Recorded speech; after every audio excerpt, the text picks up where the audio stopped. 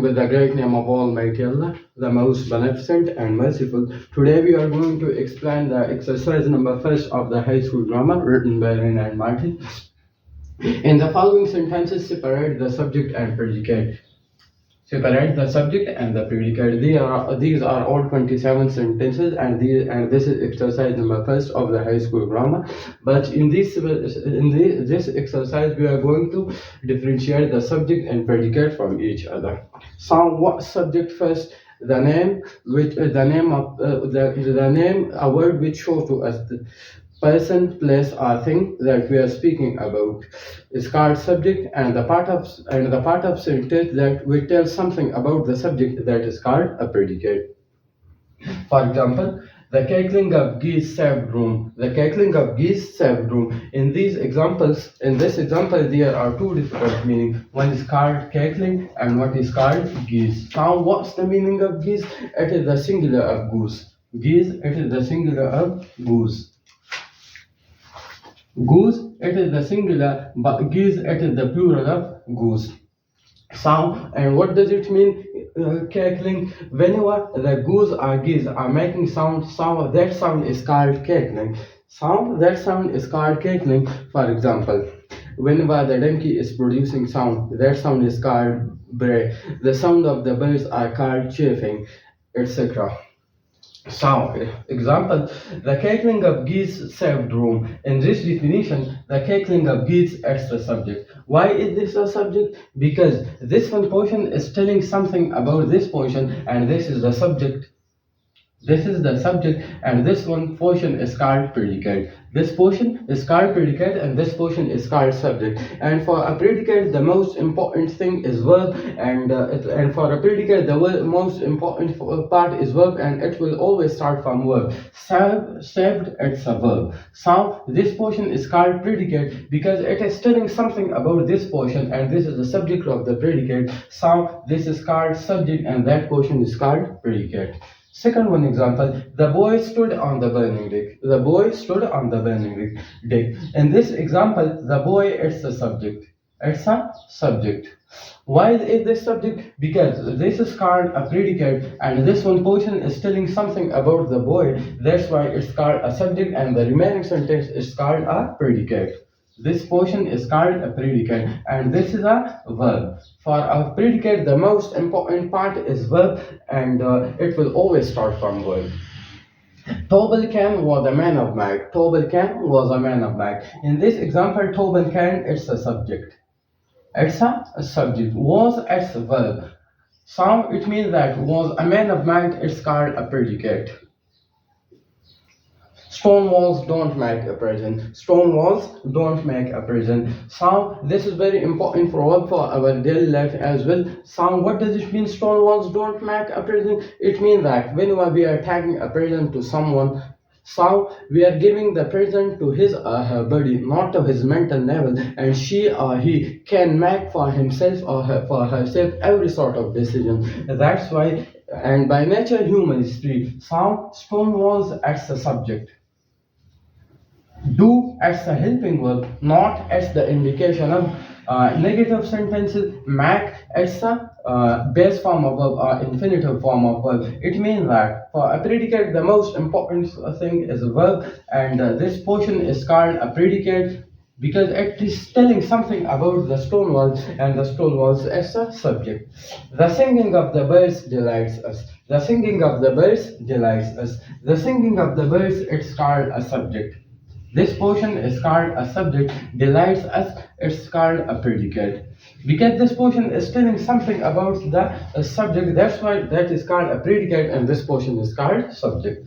Miss Kitty was brought at the table one day. In this example, Miss Kitty is the subject. Was, it's a verb. So this portion is called predicate. And for a predicate, the most important thing is verb. He has a good memory. In this example, he is the subject, has it's a verb. It means that has a good memory is called a predicate. Bad habits grow unconsciously. In this example, bad habits is subject. Sound grow, it's a verb. It means that grow unconsciously, this is called predicate. The earth revolves around the sun. The earth revolves around the sun. The earth is called subject. Revolves is called verb. It means that revolves around the sun is called predicate. Because this portion is telling something about the subject and the part of a sentence which show place, person or thing that we are telling about that is called subject. Nature is the best physician. Nature is the best physician. This is also very good common proverb for our daily life as well. In this example, nature is the subject. Is it's a verb. It means that nature is the best physician. It's called predicate. Edison invented the phonograph. Sound in this example, phonograph is a difficult word. What does it mean, phonograph? Phone means sound. Graph means the instrument of recording. The instrument of recording. Instrument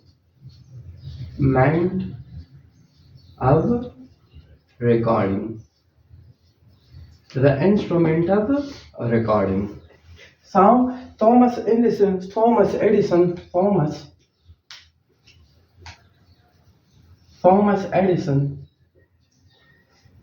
It was a person in 1877.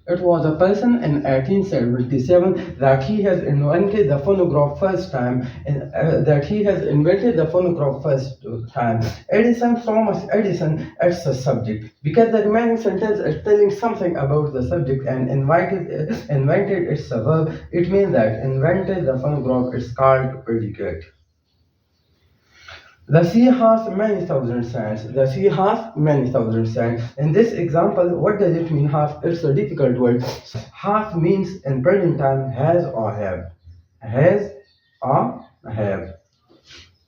So, in this example, the sea, it's a singular.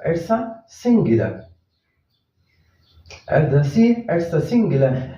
So it means that it's a singular, and with the singular we are putting the singular verb. It means that we will put here the word has. It means that the sea has many thousand sands. So the sea is the subject.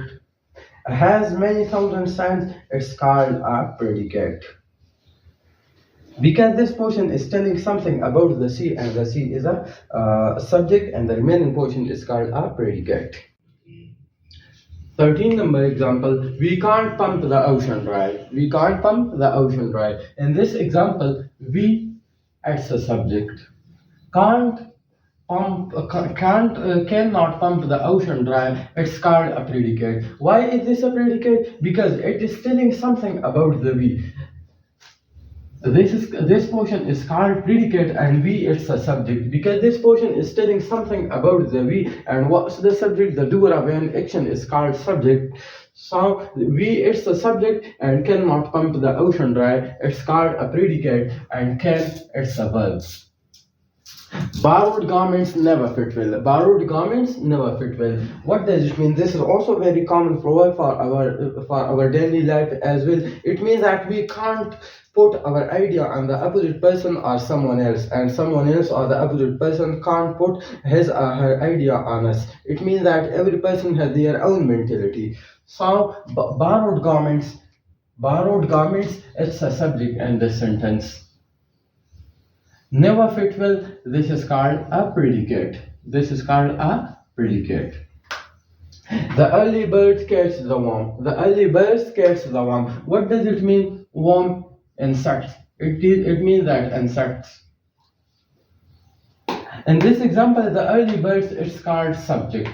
Catch is verb. So it means that catch the worm. This portion is called predicate.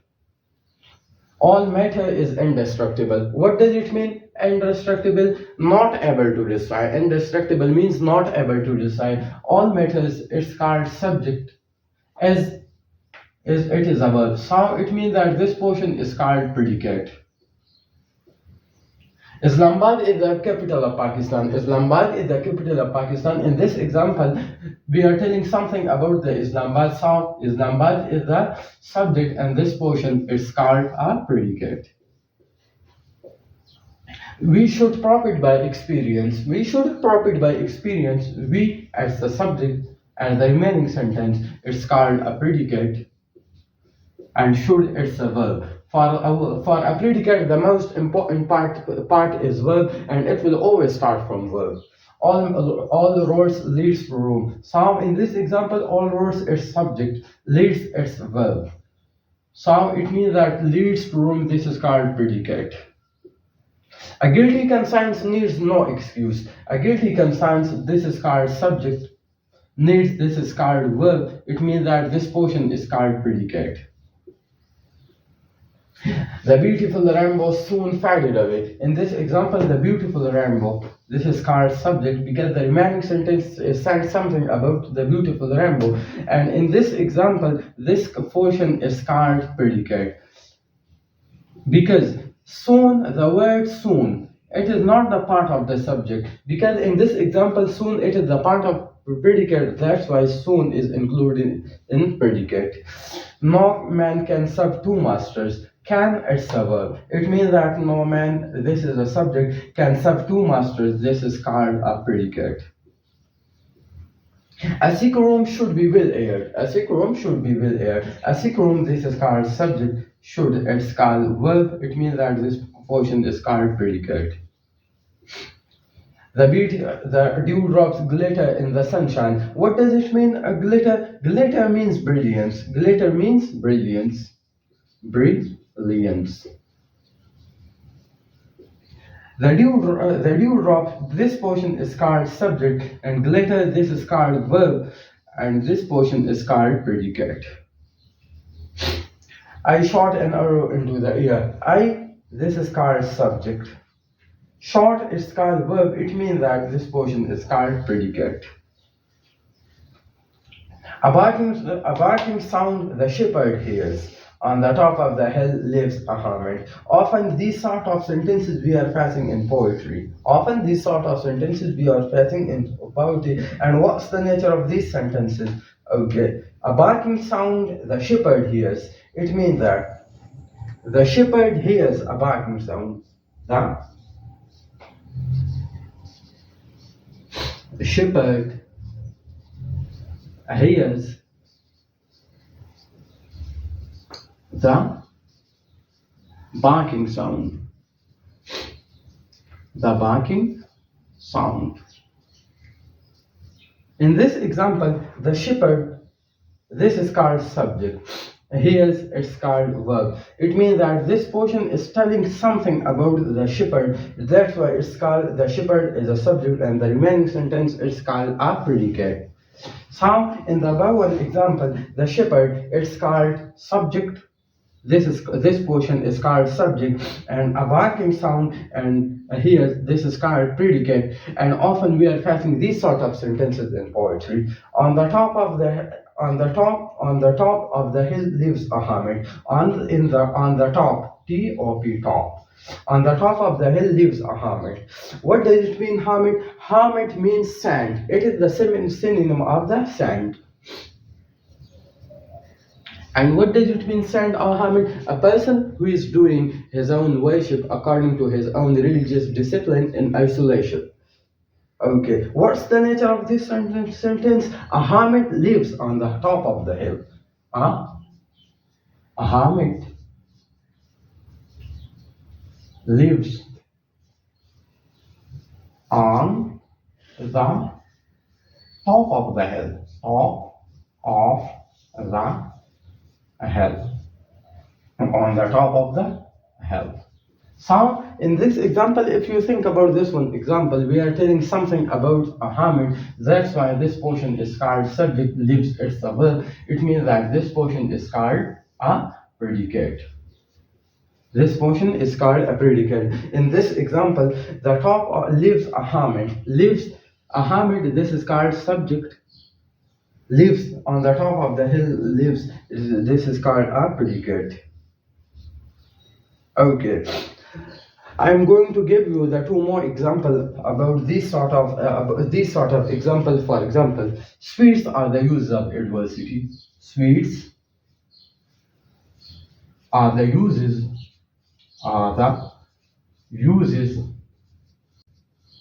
of adversity. Adversity. Spheres are the uses of adversity. In this example, we are telling something about the uses of adversity.